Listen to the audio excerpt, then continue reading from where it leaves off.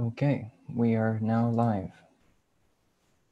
Welcome everyone to the 8th talk in this new series convened by Mladi za podnebnu pravičnost, or Youth for Climate Justice Slovenia. My name is Rok Kranz and I will be the host for today. The idea behind this series is to, with invited guests, engage in collective sense-making, futures questioning and envisioning, and strategy building and solidarity, to build the insights and tools to unmake capitalism for ourselves, each other, future generations, and those considered non-human others, and to co-create the conditions, structures, and methods to co-create just futures. And I'm very happy and excited to be welcoming two guests for our talk today, and Irwin and Idil Gaziulusoy. So I think it's best if I leave it to you to say a word or two about yourselves. Hi everyone, my name is Idil Gaziulusoy. I am now in Helsinki. I work at Aalto University as Professor of Sustainable Design. And thank you, Rok, for inviting me to this event. And it's wonderful to be sharing this event with Terry. Hi, I'm Terry Irwin. I'm a professor in the School of Design at Carnegie Mellon University. I was the head of school for 10 years, and now I'm director of the Transition Design Institute there. And I also want to thank Rok and say it's a pleasure to be here with Idil, who is a longtime collaborator and good friend. Excellent. So for today, we've decided to prepare two short presentations, both from Terry and Idil, and then leave room for a little bit of discussion and Q&A, kind of the standard format we've been doing for a while now, a few weeks. Maybe we can also get in some of the context of what's happening currently in Slovenia, and more broadly, like the politics and the kind of, grassroots engagement that seems to be called upon when it comes to co-creating just futures.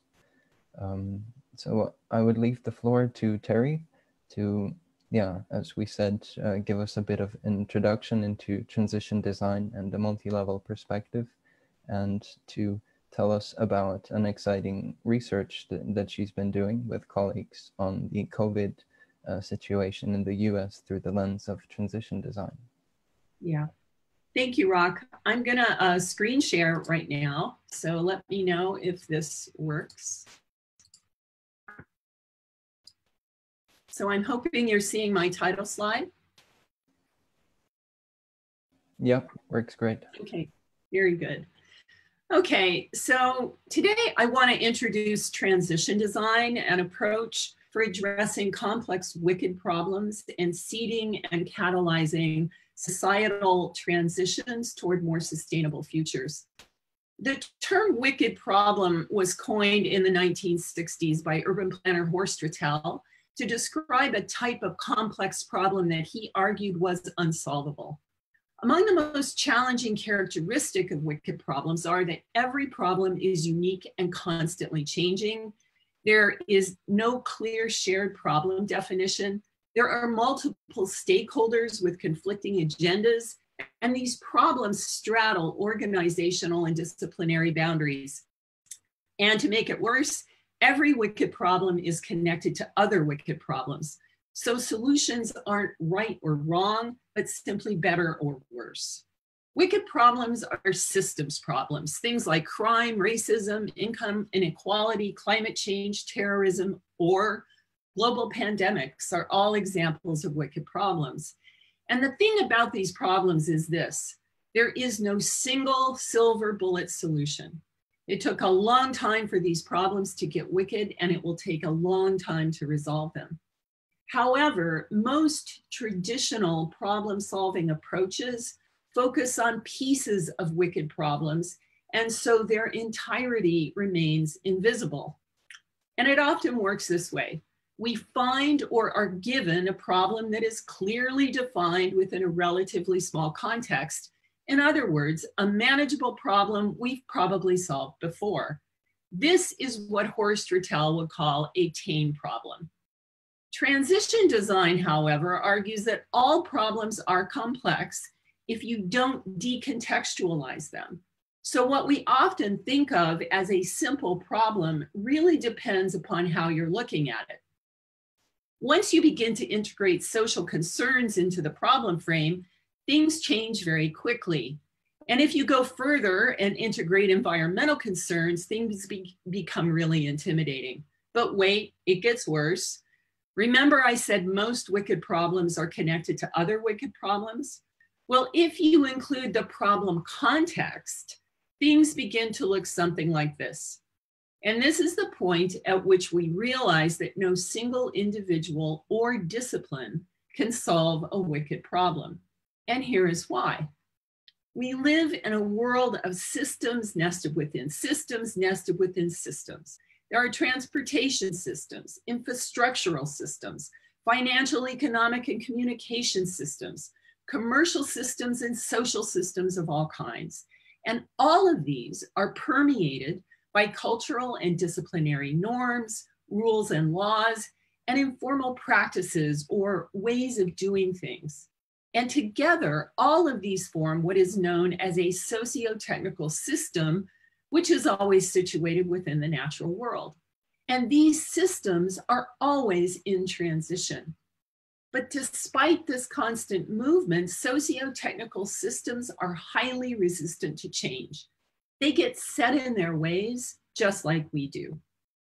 But change they can as a result of three things: large and small events, technological innovations and breakthroughs, and changes in beliefs, social norms, and practices.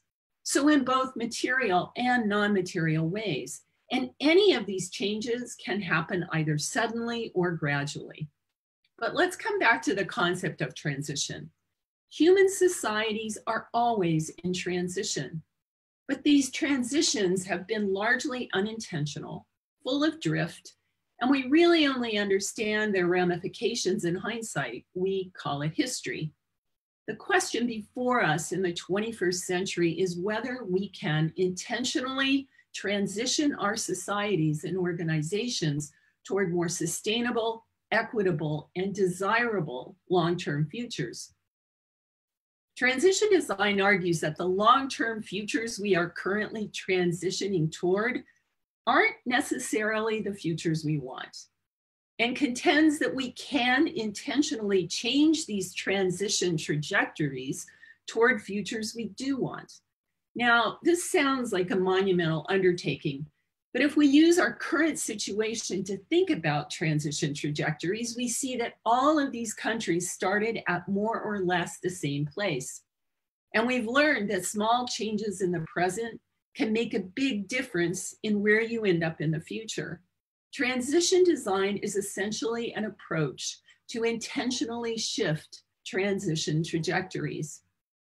The multi-level perspective tool, or MLP, is a framework developed about 2 decades ago in Northern Europe to explain how socio-technical systems change and transition over long periods of time. And researchers have identified 3 key levels: the landscape, the regime or status quo, and the niche. The landscape level is where large events, collective beliefs, and social norms begin to impact and fracture the regime level below. Landscape level forces usually accrue and exert gradual pressure. But as you can see, events like war, 9/11, and COVID-19 can appear suddenly and unexpectedly, creating sweeping change throughout the system. The niche level is where small experiments and innovations can be incubated off the radar and go unchallenged by the status quo. Niche events include things like new inventions, technologies, and practices, or even radical policy ideas such as universal basic income. But the important thing to know is that large, unexpected events like COVID-19 always open up opportunities at the niche level that can be exploited for good if you know how to read the system dynamics. I'm going to show you just 2 examples of how change can happen in a socio-technical system. Here, conditions already present at the regime level begin to constellate and exert pressure, opening up a fracture and letting niche level innovations rush in. Here, startups like Airbnb and Uber, combined with social networking technologies, exploited the fracture and rushed up to the regime level. And the speed at which they were absorbed and transformed the regime was astounding. Their integration created more fractures, and new industry ecologies formed around both Uber and Airbnb, becoming part of the regime and utterly transforming the tourism industry as just one example. Now, a decade later, what started as niche level sharing economy experiments have permeated the regime and moved up to become the sharing economic paradigm at the landscape level. But with these transitions come myriad unintended consequences in the form of wicked problems like the ones in red. This is how the regime has looked for some time now. But about 3 days ago, Uber laid off 3,500 people in a 3-minute Zoom call. And 2 weeks before that, Airbnb laid off 25% of their workforce, all because of a major disruption at the landscape level, known as COVID-19, our second example, which showed up suddenly as a problem of nearly unprecedented global magnitude. You can actually watch it fracturing the regime in real time, igniting a flurry of niche level activity that is nearly impossible to follow, but which contains within it the seeds of paradigmatic change for both good and bad. And as we watch this accelerated transition we're in, we need to anticipate the unintended consequences of these new innovations and challenges to the regime, so that before they turn into wicked problems, we begin to intervene. But even more importantly, we must quickly read these systems dynamics in hopes of driving positive systems level change and shift our current unsustainable transition trajectories. For the past 2 months, we've been doing research on COVID-19 in the US. First, we mapped the system in these 5 areas to understand interconnections, feedback loops, and stuck places in this system's problem. And in the second phase of research, we went back in time using the MLP to understand how the problem evolved to reveal new insights and connections that could deepen our understanding of and response to the pandemic. These 2 phases of research, when combined with a third foresighting and backcasting phase, create a radically large problem context that includes past, present, and future. The problem map reveals systems dynamics, feedback loops, and conflicting stakeholder agendas that can be barriers or boons to problem resolution. The blue dots on the nodes in the upper corner are linked to our resources that are at present mostly from mainstream press, but also scientific and academic journals and reports when we could get them. I'll just walk you around the map so that you can see the research has been fairly extensive at this point. This map is about 22 feet tall. And even more important than the nodes themselves are the connections that we're still mapping between the nodes. And in the environmental section of the map, we see there is only one clear positive that is emerging out of this problem, and that is that many of our natural ecosystems are beginning to rejuvenate because we humans have simply stopped. Here you see the final map with key insights and root causes highlighted in the red boxes on the left. And these are used as the basis for the next phase of research, which uses the multi-level perspective framework introduced earlier to trace the historic origins of these root causes and insights. So here you see the insights sitting on the left of the MLP timeline. And I should point out that transition design uses this framework in a slightly different way than its authors. We use it to trace the evolution and clusters of wicked problems within a socio-technical transition as a type of radically large spatio-temporal problem context. This map is also very large. It's about 18 feet long with 12-point type. And it begins in 1770 with the framing of the US Constitution, which we think has a direct bearing on the uniquely American response. Entries in red indicate pandemic-related events, and you can see large events that we think shaped the US response are plotted at the landscape level. You'll also see that we have articulated a placeholder, long-term future vision, in which viruses are not common and pandemic, but rather rare and contained. Along the timeline, we pull out narrative threads and insights about the past, which help us understand the problem in the present. And here we can see that a Southern enslavement economy that began in this country in the 18th century led to more than 200 years of institutionalized racism, which is connected to the fact that African Americans are contracting COVID-19 and dying from it in wildly disproportionate numbers. And the pandemic has also thrown a spotlight on the evolution and origins of our healthcare system in this country, which helps explain why it is so broken today. It's also interesting to note that the coronavirus was discovered in 1967. So for over half a century, we've known about it. We've known that it is zoonotic in origin, meaning it jumps from animals to humans, and then it gets into the human disease stream through the capture and consumption of wild animals and the destruction of their habitats through deforestation. In the present, the niche level is where all the action is right now. Incredible innovations, technological breakthroughs, and research are popping like corn. These niche level events are really just the tip of the iceberg, but one thing we're seeing is a striking difference in the nature of responses around the world. You can see that in the US, the white bubbles on the left, the response, no surprise, has been characterized by new types of collaboration in the private sector and academia, as well as what I'll call service offer pivots that leverage existing technology and manufacturing capabilities to respond to a variety of pandemic-related needs. Now, this sits in contrast to the response in many other countries, which has been led by governments and civil service sectors. But it does open up a conversation about the need for both bottom-up and top-down strategies.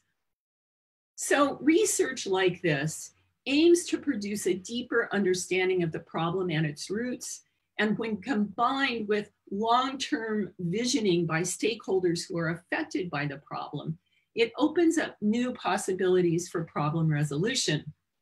The objective is to develop ecologies of interventions or solutions that have the potential to solve for multiple issues simultaneously, fracturing the regime in an ongoing cycle of intervening and solutioning at multiple levels of scale over multiple horizons of time. So time is very short right now, but I hope that this has provided you with a bit of an introduction to the transition design approach. Thank you. And I will stop screen sharing now. Excellent. Thank you so much, Terry, for this introduction. I would hand the word over to Idil for her presentation on foresight and futures methods and with relation to design and a bunch of other topics, I'm sure. Yeah, the word is yours. Thank you. And thank you, Terry, for that fascinating presentation. My research is also at the intersection of design and sustainability transitions. And I'm going to talk about one major piece of work that I did a few years ago. I was part of a few years ago in this presentation, but currently I'm leading a research group called Nodus in Aalto, and that research group is doing quite a lot of work relevant to sustainability transformation. So you can check that work on our website. But so transitions research has existed for close to 3 decades, but But it has unfortunately been, or sustainability transitions has unfortunately been framed merely as technological challenges for quite a long time. However, of course, sustainability transitions are also social, economic, and governance challenges, and they require fundamentally different systems, structures, and practices to be conceived and implemented in all of these areas. So we have framed transitions as threefold design challenges. So first, they're creative design challenges. In order to achieve transitions, we basically need structural changes in society. So we need to develop totally new conceptualizations of systems that meet societal needs. That's a hugely cognitively challenging challenge, but it's not the only challenge. So then there is the technical dimension of transitions being a design challenge. So, okay, we conceptualize new systems, but then we need to be able to select which one of these new system concepts have the highest promise to get us there to sustainable futures. And we need to design and deploy those new systems along with, of course, all of the rules, regulations, products, and systems that are needed for those new systems. And then transitions have a very, very large stakeholder base, essentially the whole society and arguably also more than human systems. So it's a political design challenge in addition to being a creative and technical design challenge. So we need to be able to engage this large stakeholder base, and we need to be able to design participatory and democratic processes of deliberation, because actually choosing which system concepts we should deploy is not only a technical challenge, but it's also it also relates to values and norms and worldviews. So I situate the work that I am doing at the intersection of design research, future studies, and sustainability science and transitions theories. And this is and because I'm practically focusing on, or my past research has always been about design for sustainability. So in a recent work that we did with a colleague from UK, we looked at how design for sustainability field has evolved and where does design for sustainability transitions is situated in relation to that historical evolution. And what we have found is that design for sustainability transitions is situated at the socio-technical system level of a multi-level innovation framework that we developed.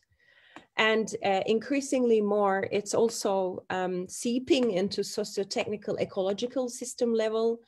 So we're focusing, design has had a very long history of being human-centric after being techno-centric. But now we are seeing an earth centricity is emerging in relation to, or at the intersection of, design and sustainability transitions. And design for sustainability transitions also, it uses tools and methods from sustainability transitions and system innovations theories. But also it needs to be, again, referenced to these other, in a way, lower levels of innovation, because to develop the new systems that are going to replace the existing systems, we need to innovate from micro level to macro level. So This is a framework that we use with our students and also with people that we work with, we do projects with, to kind of explain what is design in the context of sustainability transitions. And this is from a book that I mentioned. It's a very recent book and it's open access, so you can find it on Taylor and Francis's website and download it and use it in however way is useful for you. In the context of transitions, we found defining, what design is and does is very, very difficult, because historically, design, of course, has been a servant for industry and for consumerism, and also was predominantly focused on artifacts. And although, systems thinking has entered into the realm of design research and practice for a while now through service design, strategic design, etc., it's actually very difficult still to explain to people in general, what do we mean by design in the context of transitions. So I really like this quote from Helsinki Design Lab and their book, and they talk about in the context of transitions, they talk about design being equally concerned with probing the limits of our current reality as it is with making new realities possible. Now I'm going to really quickly talk about a project that I was part of when I was living in Melbourne, Australia, between 2013 and 16. So this project focused on developing vision scenarios and pathways for low carbon resilient futures in Australian cities. I was based in Vale, Victorian Eco Innovation Lab. Victorian Eco Innovation Lab describes itself as a design, research, futures and action laboratory. And it kind of, it really is, a transdisciplinary research hub and has been around for a while to undertake research that aimed to address climate change related issues, but with a long-term approach and using design and future studies. And this was a very large consortium. So we had 2 other universities involved on the research front. We had private sector, mainly international and local companies focusing on built environment, because this project was about cities. And then we had local and state governments involved in the project. And the reason why, of course, cities have become quite a significant focus in relation to climate changes is that they are essentially where problem is concentrated. And then, interestingly enough, their agency is increasing as policymaking at international level or even national level is failing or not really getting into some traction. We do see cities network and learn from one another, and cities are actually quite convenient leverage points because they are very active in urban transitions for post-carbon futures. And also, of course, cities are where you can have a lot of creative collision happening. And also they are, they play significant role in social movements, reclaiming democratic and environmental rights. So in this project, we followed design-led methodology. We used quite a lot of participatory processes of visioning, of pathway making, of scenario development. It had creative, analytical, and integrative components. And we did collaborate with non-academic experts and stakeholders. And it was, for that reason, I define it as a true transdisciplinary project. So this is a very kind of simplified version of a very, very messy project process. These projects are very messy because essentially their methodology unfolds over time. You cannot really have a set methodology at the front. But the core component of this project was co-visioning in Melbourne and Sydney, and then developing visualizations based on visioning, undertaking expert interviews, doing lots and lots of desktop research, trying to understand what is emerging in political, technological, cultural, social realms that could assist with transitions. A lot of stakeholder conversations, which then fed into some prototype scenarios, which we took into another participatory workshop to get fleshed out and challenged and basically tested in terms of their resilience. And we released, eventually we released 4 scenarios. This is where I left the project and moved to Finland. But after this point, the team has developed pathways between now and 2040, which was the horizon of the project. So these are some of the visualizations that we produced following the visioning workshops. We found these visualizations to be incredibly instrumental in having conversations with stakeholders. These are not blueprints of futures, but these are mainly dialogic objects that people respond to both cognitively, but also emotionally. And the visualizations that we found to be incredibly useful was those visualizations that were not realistic or speculative. One of the examples is this living road. So when we put this in front of our partners, the first response was a little bit downlifting, in the sense that there was a tendency to question our motives and where we were kind of spending the project money, and this didn't make any sense and this was not feasible, etc. But once that that kind of initial theory was facilitated out, people started to discuss actually what does this mean. And from this particular visualization, a new concept came out that was very relevant for the municipality. So this actually displays or portrays a new model for infrastructure governance, which is very different than our current and a little bit, I think, old model. But visions and visioning processes are incredibly important in transitions projects, because they open up new conversations and they assist with breaking from existing perceptions of possibilities that underpin planning and design decisions. There's a tendency to hold on to really tightly to used futures, to futures that don't serve us anymore.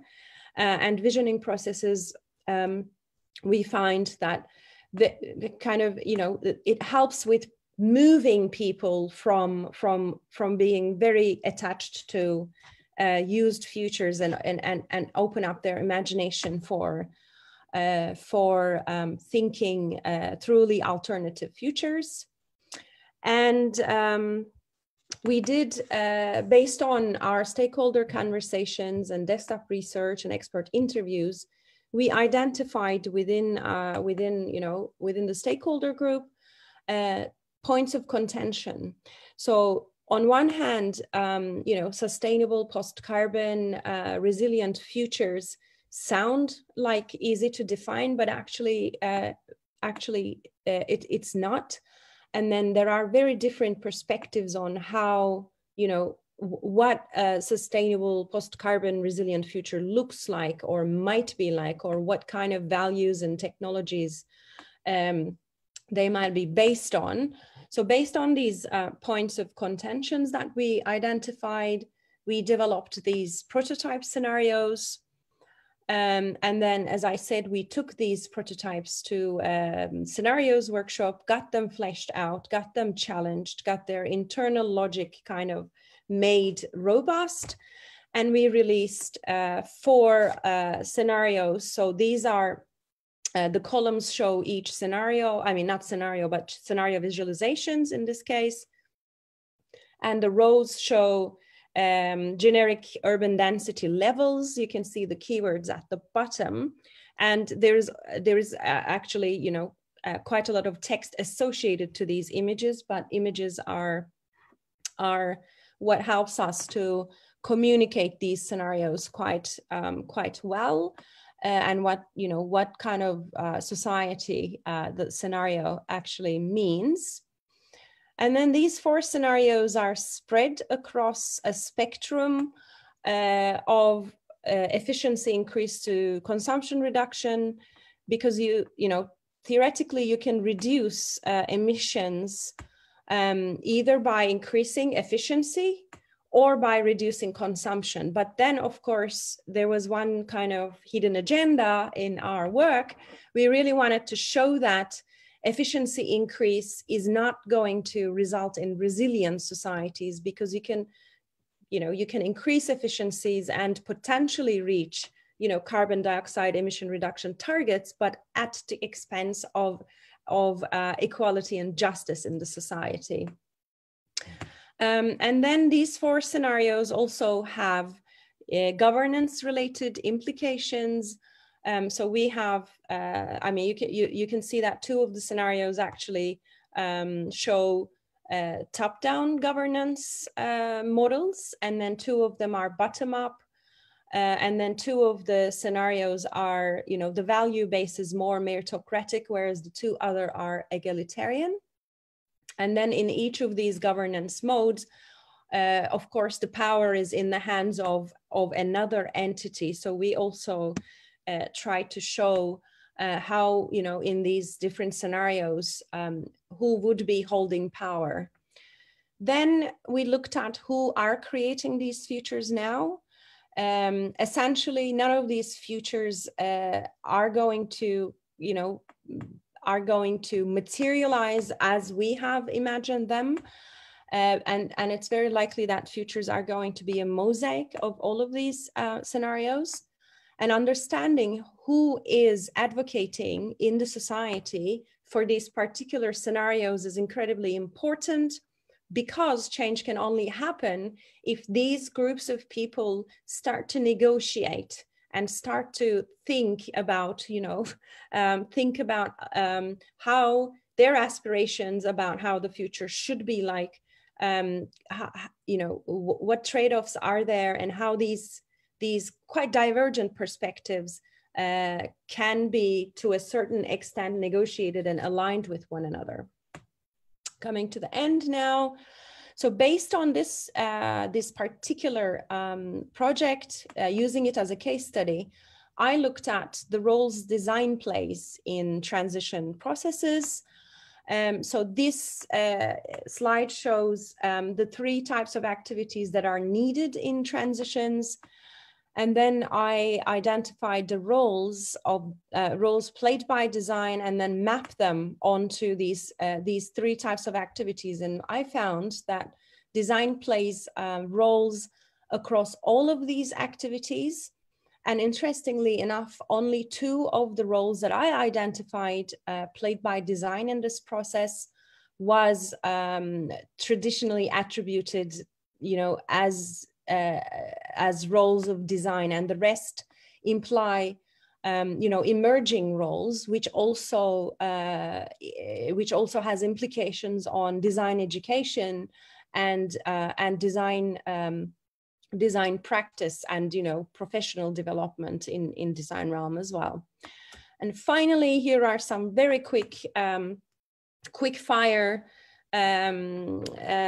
messages if anyone would like to move into transitions context with your design practice. First and foremost, learn about how systems change. It's super, super important to understand. There are several models, several theories. It's important to understand those theories on systems change. And then work in consortiums if you can, because transitions cannot be designed, but what can be designed is the leverages that can, you know, assist those transitions to start and unfold and mature. And then open innovation and open networks of learning is incredibly important. So you need to be advocating for that kind of, those kind of approaches. Don't be focused on immediate solutions. That's kind of like one thing I have always observed in designers, that, you know, immediate kind of generation of solutions. Well, in transitions, that's not going to happen. So get comfortable with uncertainty and keep futures open for as long as possible. However, while doing so, do not lose sight of the small, because there are a lot of things that need to be designed in the micro scale in the context of transitions. Collaborate with academic partners because there is a need for real life projects for us to be part of and also study to understand, you know, what is design in the context of transitions. And develop the necessary literacies and capacities, or know where to find them, including sustainability science, futures thinking, systems thinking. And last, also think about what does it mean to design in post-transitions contexts, because some transitions are maturing now or within our lifetimes. You know, there will be certain contexts that will be post-transition contexts. So what does that mean for design? I think is also an important question that we should start to think about now. Also, if transitions fail, some of them might fail, you know, then what roles design can play in contexts where transitions fail. So that's pretty much me. Thank you very much. Quick fire, but yeah. Thank you so much, Idil. So I propose maybe I give a few talk points, and of course everyone that's following the stream now, welcome to put your questions as well, and we'll be on the lookout for those. But in the meantime, I thought maybe since we're going through a kind of particular situation also in Slovenia, and Slovenia might have also a little bit of a specific story, maybe I could give a little bit of a context in a minute or two and lead up to a question concerning this. And I would really like to turn to what Idil just mentioned about designing leverages and participatory futures methods as a way of starting to do things otherwise. So in Slovenia, we could say that we're kind of lacking a coherent developmental concept or a sustainability concept or vision. There have been some attempts, some projects. A lot of these have been disrupted by changes in government and such. And at the same time, well, there are some sustainability design initiatives, both within academia and non-governmental organizations, but there's not really a lot of institutional support for this, and there hasn't also really been any kind of, you know, there's a lot of talk from different actors about, you know, co-creating futures or the future, but not really, you know, opening up the methodology to, you know, for people to co-decide, to co-create the methodologies by which they co-create futures. So we've been, some of us in the movement, thinking a lot about participatory futures methods and how maybe our role could be here to, you know, design sorts of interventions, co-generation of futures, of scenarios. What Idil, you showed a little bit, the methodologies you were using in your project. But of course, we're trying to locate within the broader questions and implications of the politics of transition design and design for sustainability. So maybe as a starters, you could give us some reflection on more reflections on that dimension and how it plays out in practice, and maybe also through the lens of grassroots organizations and their role in contexts where this is not so widespread or institutionalized. Sure, I think Terry will also have very good reflections on this. But first of all, I mean, we did this project, and this project government funded, but then like 3 months after we started this project, Australia elected Tony Abbott, who was a climate denier. So all of a sudden, there was, zero interest from the national government. And there was a threat that our funding would be cut. Also, we started to lose some of the private sector partners because, the political environment changed quite rapidly. But in practice, it's actually people and not necessarily the organizations themselves that are engaged in these processes. So it's really important to find the right people in important organizations, and the right people. I mean, you need to define what is right people in relation to your context. But for us, it was basically forefront thinker and ability to either make decisions or influence decisions in city making. And we were very lucky to find those people, or those people were already in our network. So it's really important that, on one hand, you are working with organizations, but essentially you are actually working with people. And no single organization that we worked with were fully on board. But then you are, there's this term called entrepreneur, if we want to use a buzzword. You work with those people, and then grassroots. Well, we used social entrepreneurs quite strategically in our visioning workshops, also in our scenarios workshops, because we needed their thinking to basically challenge the mainstream thinking or the used futures attachment that is quite present more often than not in expert groups, regardless of how forefront thinkers they are. They're still very bound by regulation and those kind of institutional limitations. So we used grassroots organizations and social entrepreneurs strategically in our visioning and scenarios workshops, and they were aware of their own role, that they were to stir the discussions and kind of, bring in the niche ideas onto the table and make them very visible. So those are the two strategies that I can immediately remember and put on the, plate.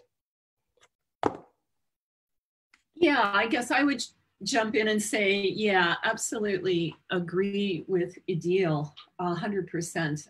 I guess another facet that I might mention is that in terms of a big disruptive event like COVID-19 in particular, that's affecting all of us simultaneously, in some ways that are certainly common, but I think in particular, the response to it is always cultural and local. And the situation at a government level, but also I think the situation in the cultural worldview shapes these things in very distinct ways. And the whole world is watching this rather nutty response in the US right now. We're sort of the poster child for how government forces shape or fail to shape a productive response. And I think here it's actually making it far worse. Many more lives are going to be lost here because of the leadership vacuum and the lack of coordination in a country that is so very, very large. And I also alluded to the fact that in this particular country, this deep, deep-seated belief in civil liberties and the right to bear arms is actually making it much more difficult. So I think one thing that all of us can do is try to understand the types of cultural norms, cultural worldview, and the political context that is shaping your response now, because that will give you clues for where those most powerful leverage points for intervention are. And as I mentioned before, here you see it's got to be grassroots up. Or you've probably watched how the governors had to step into the leadership vacuum in this country and begin to coordinate in clusters to muster up any kind of productive response to what's going on.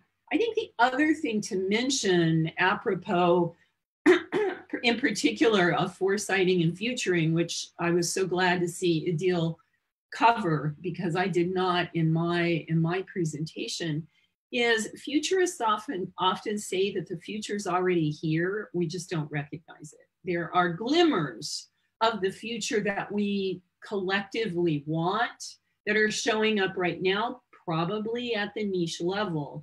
And I think often for designers in particular, and I know many of you come from other disciplines, so you can ask yourself, is this true of my discipline?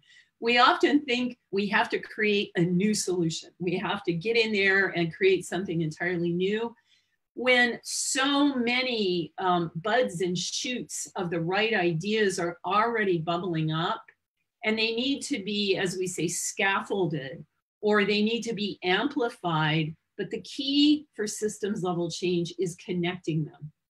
Like, how can you begin connecting efforts to each other and the long-term vision of where you want to go for greater traction? But that also implies you have to be willing to alter, compromise, tweak whatever is already going on in order for it to become a networked action.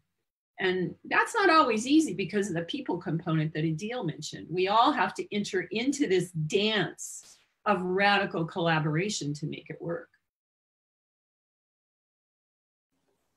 Excellent, thank you. So I propose I have one more question from our side, and then I would gladly give the floor also to a question from the audience. Terry, you just mentioned the niche developments, and also how kind of the COVID situation as a kind of landscape element has kind of reconfigured maybe the relations or created a space for rethinking those relations. And certainly some of the things that have been happening both at niche and regime level as kind of, talks of circular sharing economy, etc. Some more from niche, kind of maybe open source, social and solidarity economics based, more kind of mainstream discourses of a circular change and whatnot. And we have these kind of organizations here in Slovenia just as well as there in other places, the more corporatist kind of organizations versus the more kind of grassroots based.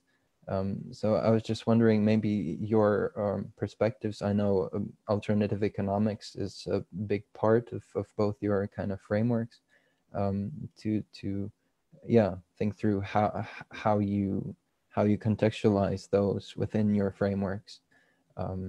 And also maybe I can just give a shout out that just today there was a really great symposium on circularity and degrowth in Utrecht, organized by the local degrowth team, with some really engaging discussions on those connectivities and kind of critical points. But for here, maybe your thoughts on alternative economics in general and how they fit, or views on the kind of, corporatist versus degrowth commons and other oriented alternative economics. Idil, do you want to take that?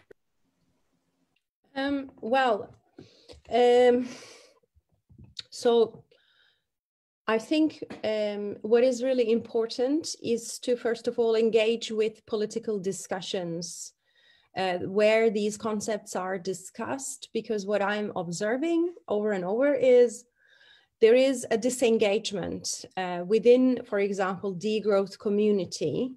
They don't engage with the institution, and they have political reasons for that. And I'm not going to challenge those reasons, but my understanding of how large systemic change happens is that niches play an important, significantly important role, but unless they are willing to kind of, both from a language point of view, but also from a kind of, matching power point of view, engage with the institution, transitions are either not going to happen, or they're going to happen on others' terms, whomever has the power, on the terms of them, or there's going to be societal collapse, and then those niches can become can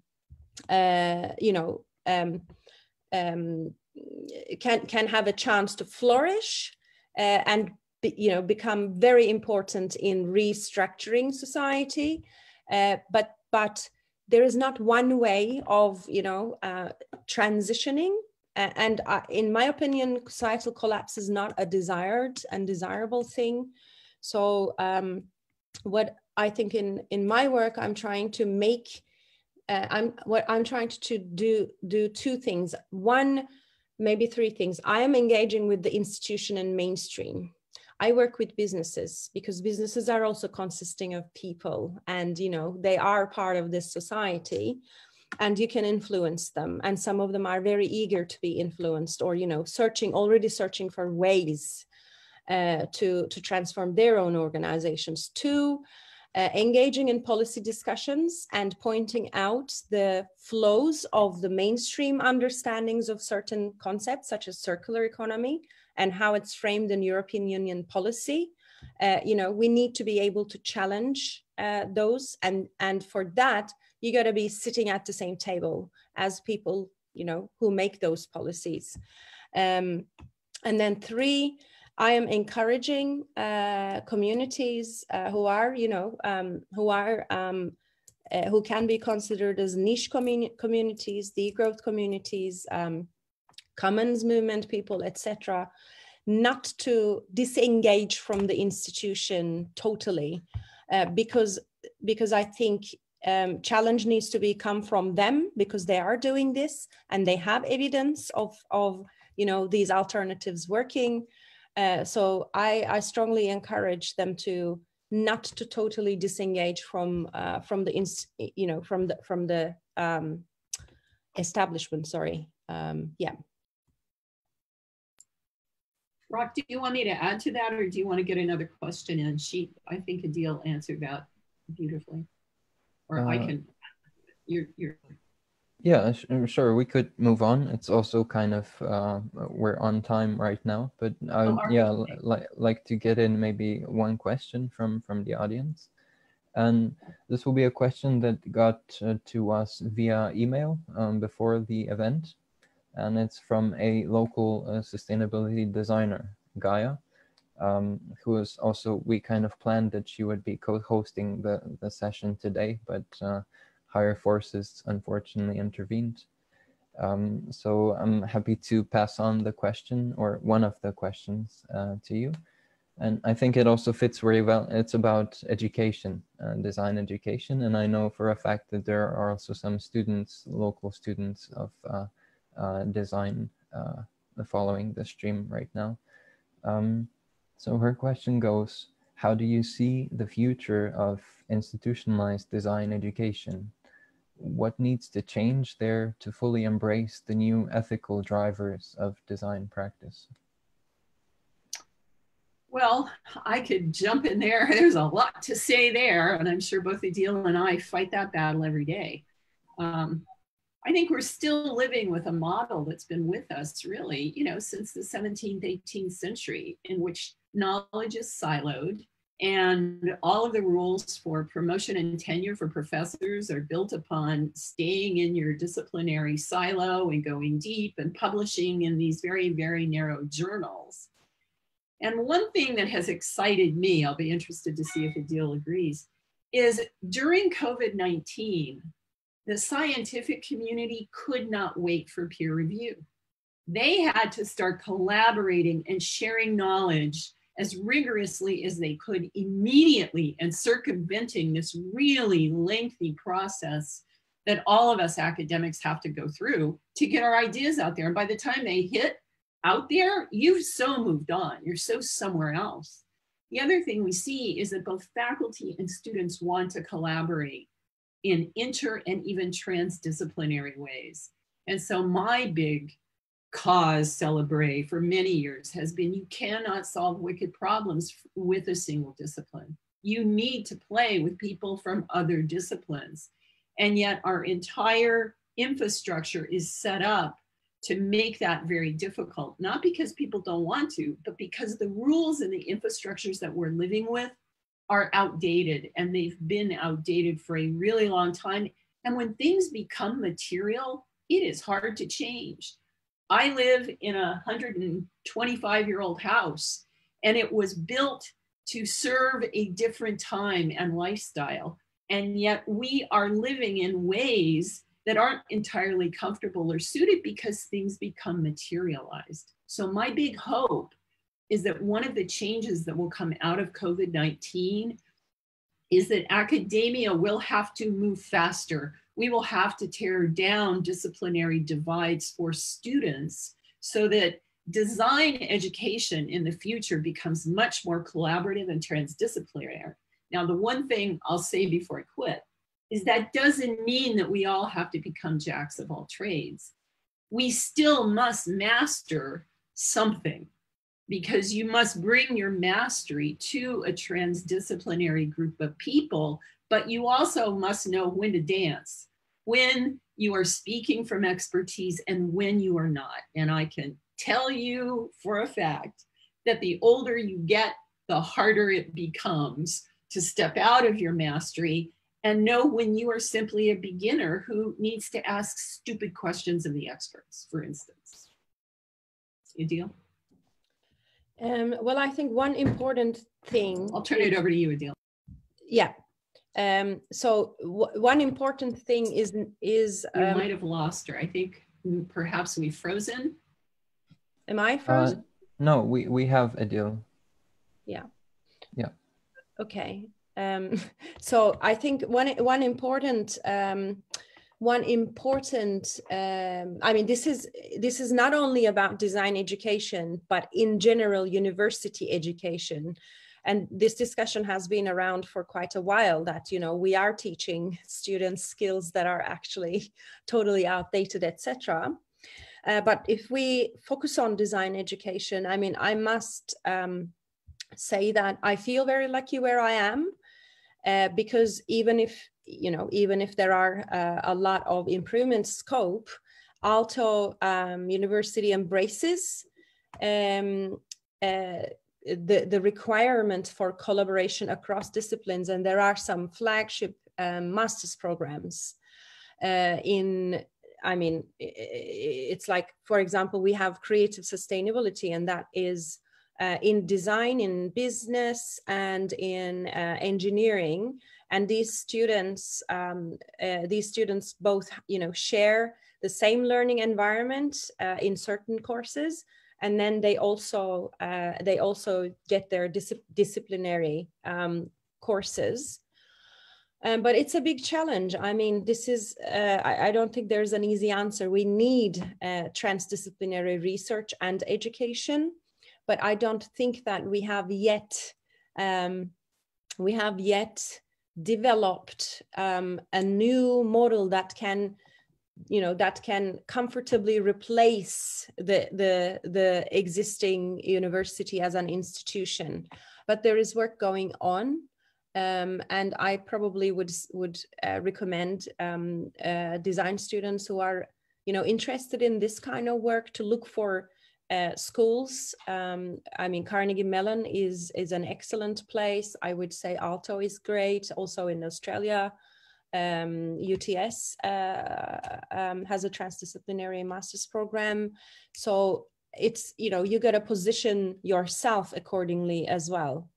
But it's not necessarily, having transdisciplinary education in an environment where you are expected certain vocational skills to be given to you by the time you graduate also comes with its own challenges. So we lost Terry. Yeah, I'll keep an eye out. She should. Yeah. But yeah, so that's kind of like my long, convoluted and unfortunately not an answer.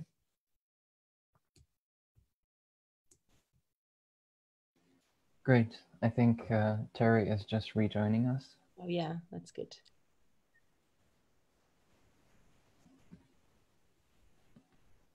Okay. Excellent, and thank you so much for these answers. I think a lot to mull over for the local designers and everyone interested in this stuff.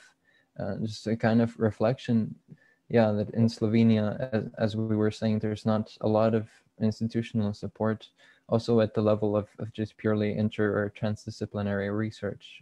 And there are a few small financial mechanisms to allow for students to do this type of work. But yeah, no one, it's up to, as you said, people, individuals, to kind of take up that challenge of mentoring or setting up these projects. So we definitely have a lot of work cut out for us here, working bottom up, but also, as you said, Idil, and I think is important to communicate with everyone, which I think our movement is also kind of trying to do a lot. And yeah, I think a lot of these lessons we can take forward in our practices. Maybe I would just note that today is also, yeah, a kind of special occasion or event. We're having a protest later on in about an hour in the city. Or I'm not sure if I'm officially supposed to say protest because there's no, it's not allowed for people to congregate. So, but I can probably say that if you happen to stroll around the city with your bike or walking, you might as well, yeah, see if there's anything happening around the parliament. Because yeah, it seems we have to help make a kind of 180-degree turn from how things stand currently in terms of what you were saying in designing participatory and democratic processes of participation. There are some active attempts of limiting environmental NGOs and others from oversight on infrastructure projects, and a bunch of other, corruption scandals and other things related to kind of the COVID crisis. So we're organizing this with a few others. And I think, yeah, the lessons here and the methods will be very useful. So thank you so much, Terry and Idil, for joining us today. Thank you for inviting, and best of luck. Yes, likewise. Thank you and good luck. Thank you. And with that, we say goodbye. I'm doing the technical stuff today, so give me just a moment to set this up. Yeah.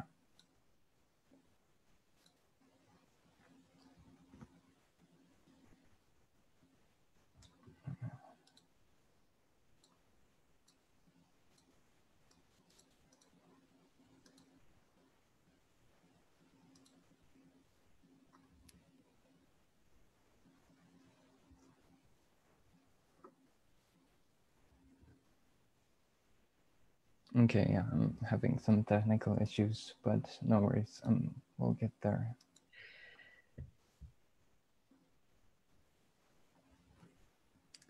Or I might as well just close this call. Yeah, we'll do it that way. Bye-bye.